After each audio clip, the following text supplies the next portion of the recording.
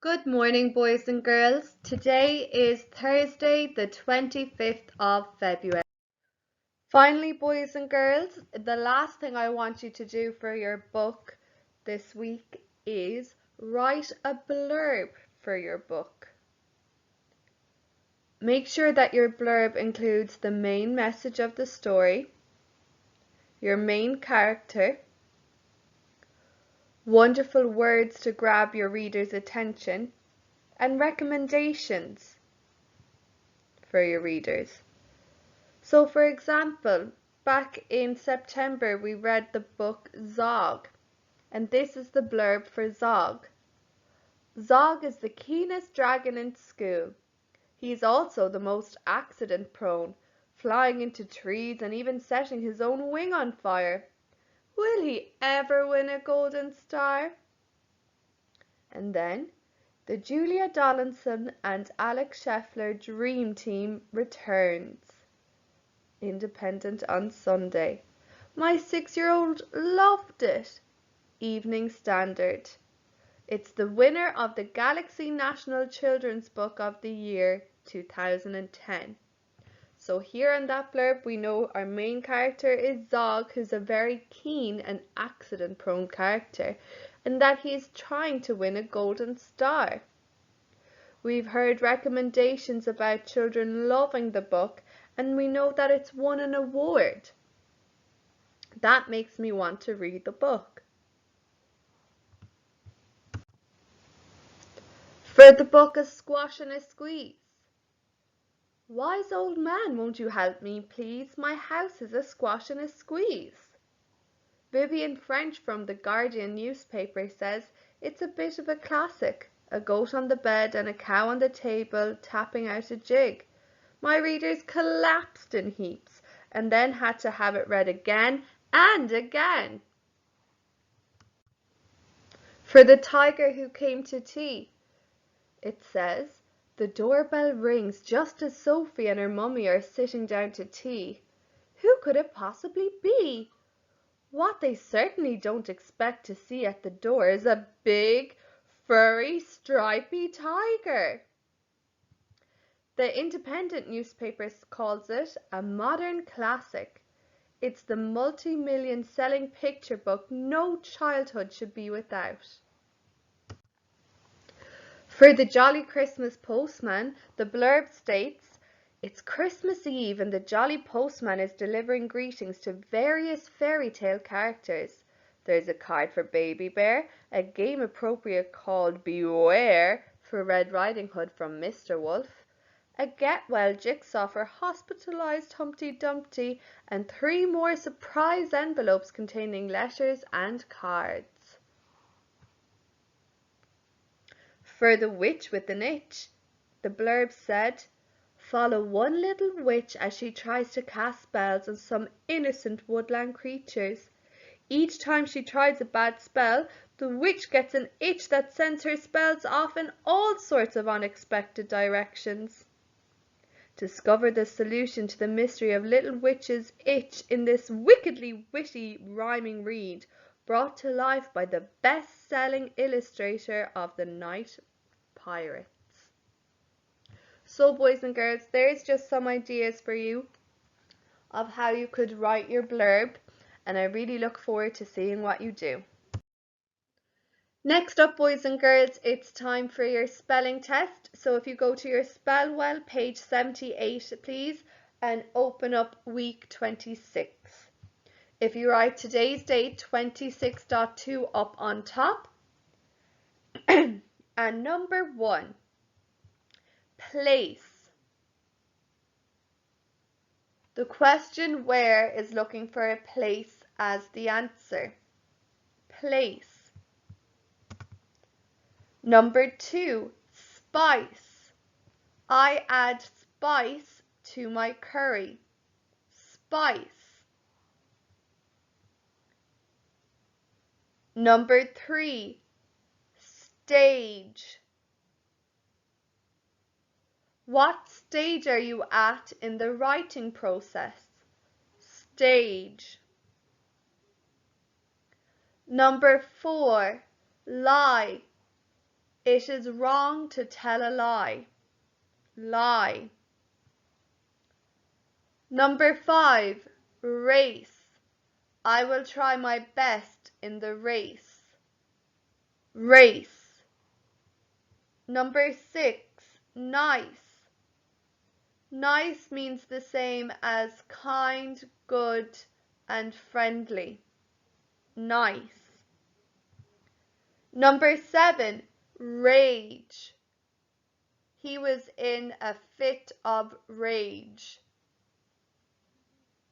Rage. Number 8, grew. The seed grew into a plant. Grew. Number 9, lay. The hen will lay an egg that will hatch into a chick. Lay. And number 10, cage. Sometimes you may keep a bird in a bird cage. Cage. So boys and girls, what we're going to do now is call them out in order. So number 1 was place, 2, spice, 3, stage, 4, lie, 5, race, 6, nice, 7, rage, 8, grew, 9, lay, and 10, cage. So let's correct them, boys and girls. Number 1, place, P-L-A-C. The C-E at the end is making the S sound. P-L-A-C-E. Number 2, spice, S-P-I-C-E. S-P-I-C-E. Number 3, stage, S-T-A-G-E. S-T-A-G-E. Number 4, lie, L-I-L-I-E. The I-E is making the I sound. Number 5, race, R-A-C-E.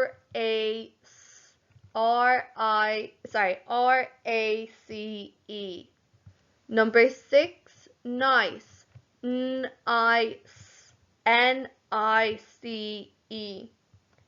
Number 7, rage, R-A-G-E.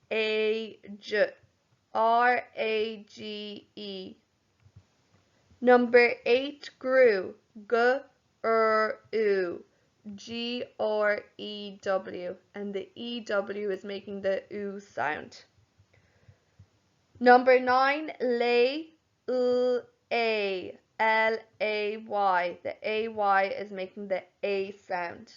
And finally, number 10, C-A-G, C-A-G-E.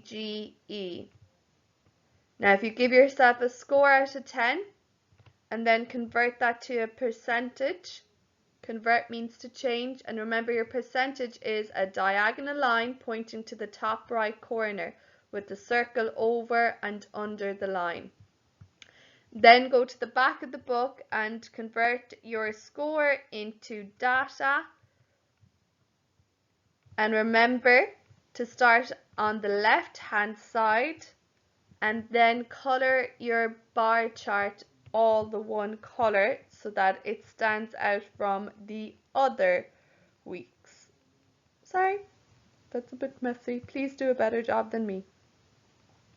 Well done, boys and girls. Next up, boys and girls, it is time to correct our maths from yesterday. So I'm going to go straight into it, and we had to write our T and U up on top. Now remember to make sure when you're writing these into your copy or on a page that you have your T and U clearly labelled and that you have your plus sign on the left hand side. Starting off, 9 plus 8 is 17, and I regroup my 1 10 onto the 10 side. 6 tens plus 2 tenths is 8 tenths, and 1 more 10 is 9 tenths. 9 tenths and 7 units is 97. Again, I start adding always on my unit side, so 6 plus 7 is 13. I regroup my 1 10 to the 10 side. 3 tens and 5 tenths are 8 tenths, and 1 more 10 is 9 tenths. 9 tenths and 3 units is 93. Again, always starting on the unit side. 7 units and 6 units is 6.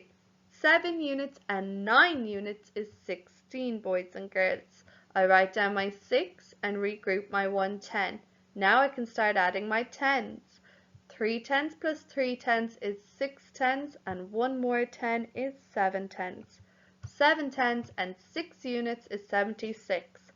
I am so impressed to see how well you are all doing with this new math skill. Brilliant job, boys and girls. Finally, boys and girls, it is time for your mental maths test. So open up your work it out on page 75, please, and you're doing week 20. If you write today's date 26/2 up on top, please. Number 1, it is half past A6, B12 or C1. Number 2, what number is missing? 79, 81, 82, 83, 84. Is it A70, B80 or C85? Number 3, what plus 10 equals 92? A82, B91 or C72? 4, how many 10 cents in €1? A10, B20 or C5? Number 5, which is the shortest, A, B or C? Number 6, what comes next, A, B or C? Number 7, 8 plus what equals 12? A10, B6 or C4? Number 8, 20 take away what equals 14? A5, B6 or C4?